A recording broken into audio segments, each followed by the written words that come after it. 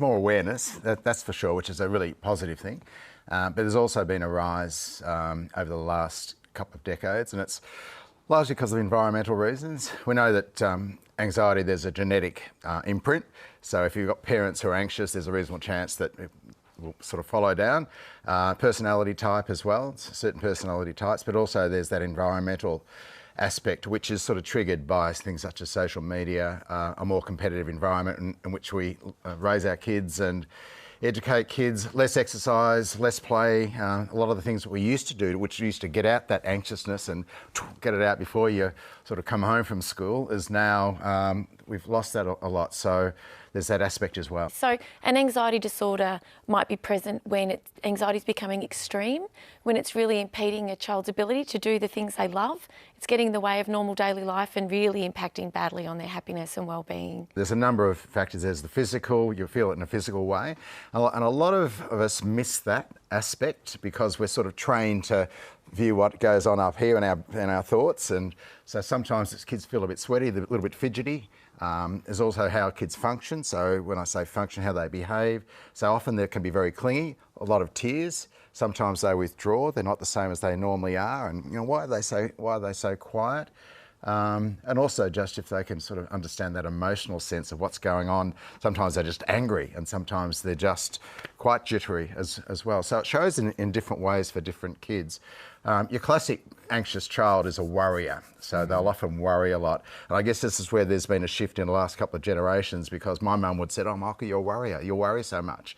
And I did, because I was quite anxious. But what goes on underneath the worry is there's a physical thing. I'm not feeling, I'm jittery inside, I can't sit still. Sometimes tears just come for no particular reason. So now we're getting better at recognising it, which is fantastic. What's interesting is the research shows that as children, it's about the same. It's more or less the same, but once they start getting older, in terms of adults, 1 in 3 women are anxious, are diagnosed with an anxiety disorder on average, and 1 in 5 men. So it's more prevalent for women, but for children, for young children, it's about the same. So it starts to sort of change as they get older. I think parents need to be sort of a mixture of two. You need to be that, I call it, that nurtured empathetic type. So really when I say nurtured and empathetic is you actually got to understand, you've got to get it. Yeah. So, deal with it tomorrow isn't going to work for really anxious kids. And so what anxious kids want us to say is, Mum understands. At least she understands. She doesn't have to fix it, but she gets that I feel worried about this. But there's also that other side, which is you don't avoid it, but you've sort of got to challenge them to go and have a go and do it and support them along the way. So it's that mixture of the two. But the first thing is I think we've got to realise and understand that it's real. Those fears that a child has are real, and they feel them, and they're in a really real way. What often happens is that you'll get 2 parents in a family, one who understands anxiousness and the other one goes, I don't understand this because I'm not that way myself. So it's important to have those 2 aspects working together.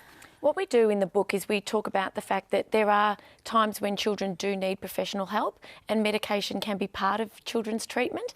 There are a lot of strategies that parents can put into practice to help children manage their anxiety and minimise their anxiety, but there is a case for medication in some circumstances, but we highly recommend any parents who are worried at all seek advice from their GP.